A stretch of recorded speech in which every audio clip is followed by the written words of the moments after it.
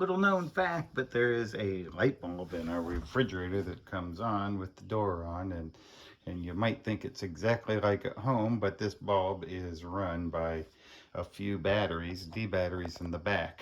So what we do is we just unscrew the bulb just so it doesn't burn out and get rusted into the socket. And then let me get to the back, and you will see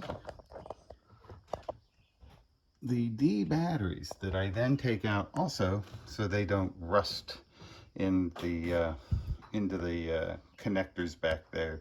And then in the spring we just put them back in. Thanks.